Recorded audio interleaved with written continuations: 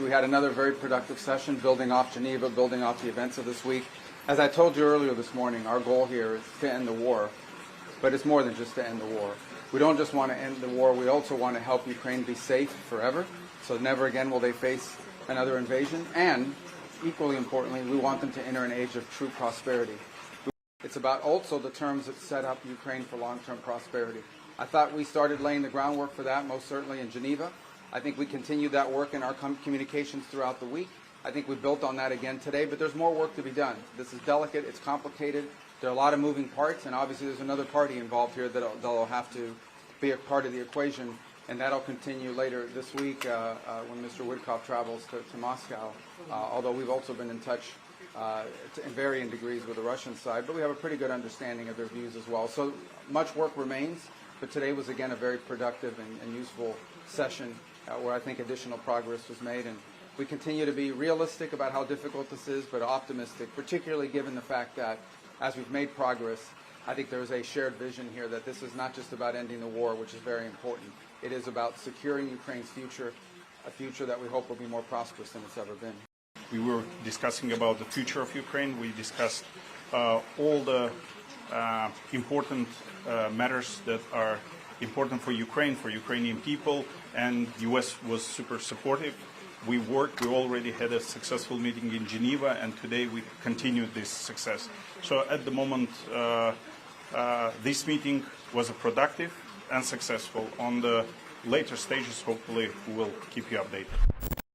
Dear Ukrainians, both men and women, work is still ongoing after last night's strike by Russian missiles and drones. With a large-scale attack, the main target was our energy sector. Here, Russia hasn't changed its tactics and is still trying to inflict this kind of pain on Ukraine before winter. It's important that we are fighting back. It's important that we are shooting them down. 19 missiles were shot down, including ballistic ones. Almost 560 drones were also neutralized, among them about 300 Shaheds. Unfortunately, not everything was shot down, and we need to work for a stronger air defense. This is priority number one. This task is extremely difficult, extremely costly for Ukraine and our partners. No country could handle this alone, but we are providing Ukraine with air defense missiles and constantly expanding our fleet of various air defense systems. We are preparing to work with our partners next week, including to further improve the quality of our air defense. We are counting heavily on our partners' support. This evening, U.S. time, the Ukrainian delegation should already be in the United States of America, and the dialogue, based on the points from Geneva, will continue.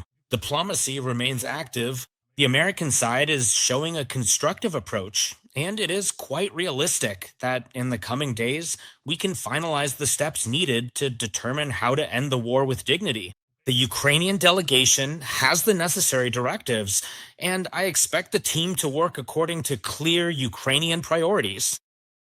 Today, I also had meetings with Kirilo Budanov, as well as with Denis Shmyhal, Mikhail Fedorov, and Pavlo Polisa. Each of these meetings was about different aspects of our internal resilience, and of course, about the strength we have that can help facilitate the right negotiations.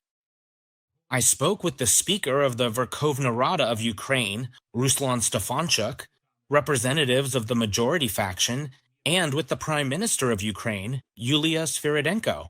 I expect that the Parliament of Ukraine will remain functional. There is already a candidate for Minister of Justice. A clear vision is also needed regarding the head of the Ministry of Energy of Ukraine. A strong person is needed. I asked the parliamentarians, together with the Prime Minister, to determine a list of candidates. One more thing. There will be new sanctions decisions from us to further increase the pressure on Russia for this war, in line with our partners. In our sanctions, which we will implement essentially together with our partners, so that the world puts pressure on the aggressor, exactly as needed to weaken Russia's ability to wage war. The decrees will be issued tomorrow. Our proposed sanctions will be sent to all strong partner jurisdictions. Thank you to everyone who's helping. Thank you to everyone who's defending Ukraine. Glory to Ukraine.